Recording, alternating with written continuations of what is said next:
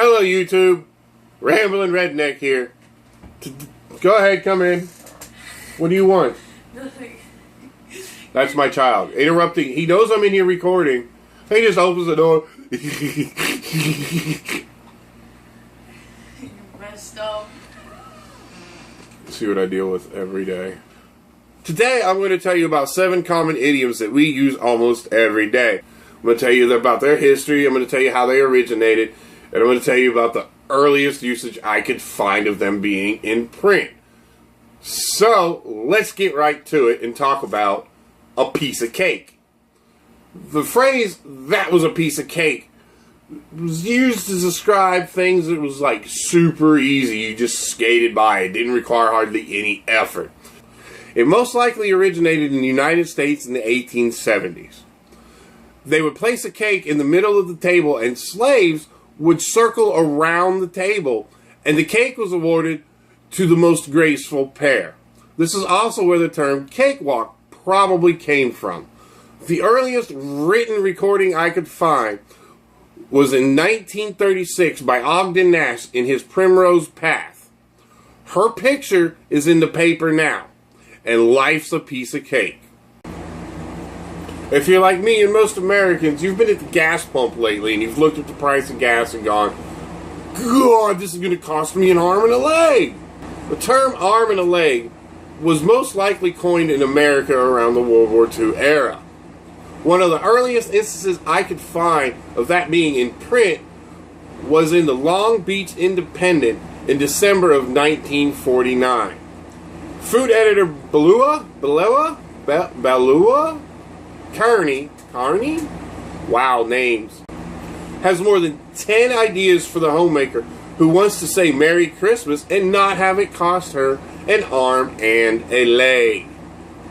Another possible origin for the term cost an arm and a leg might also be because of the World War II soldiers who were unfortunately wounded in World War II, losing both arms and legs. It may have been coined to signify the extent of the loss that those soldiers gave in order to fight for our freedoms.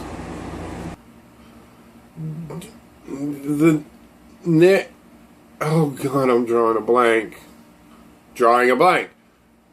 Drawing a blank is used to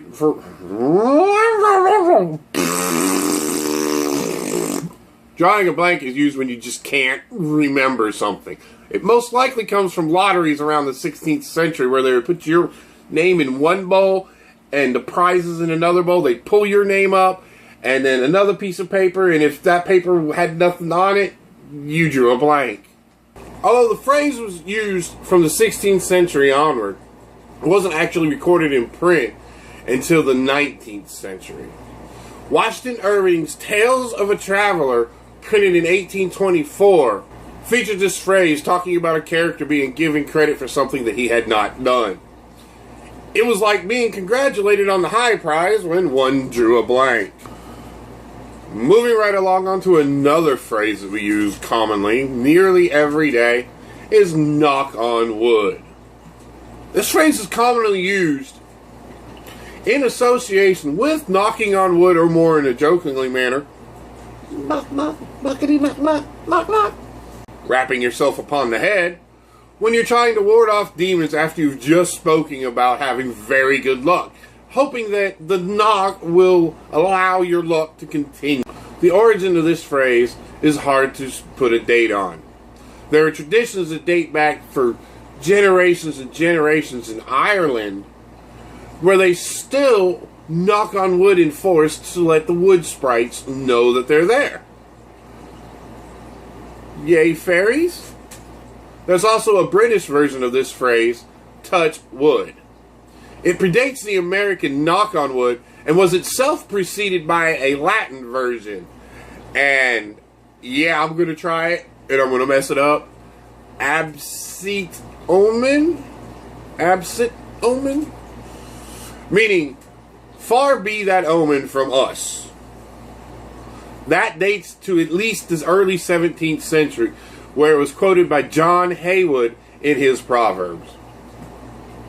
The transition from touch wood and when it became to mean good luck and knock on wood, was probably around the 1850s, when the Academic Correspondence magazine, Notes and Queries, published, there is probably some Old English expression for averting evil, but it does not come to mind.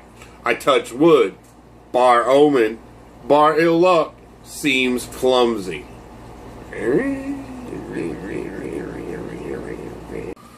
Much like I'm doing with this YouTube thing, I'm sure you've heard the phrase, playing it by ear. Playing it by ear means that you're, rather than sticking to a defined plan or course of action, you're just really winging it. And God, am I playing it by ear right now.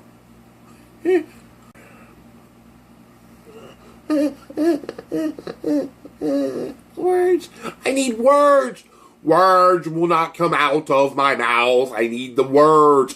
All the words. Say all the words. Obviously, this saying has its origins in music, because when you play something by ear, you play it by listening to it and not by reading sheet music.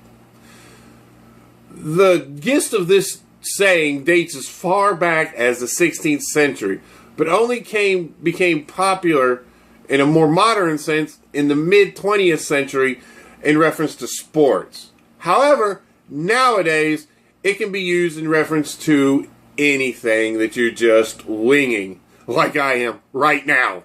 Moving right ahead with the theme that I have absolutely no idea what I'm doing. Another phrase is, you can't do anything to save your life. That phrase is a way of saying that you are completely and totally inept at something. It's typically used as a self-depreciating statement in order to indicate your reluctance to carry out a task. Such as, I can't make YouTube videos to save my life. Obviously. It was originally used by Anthony Trollope.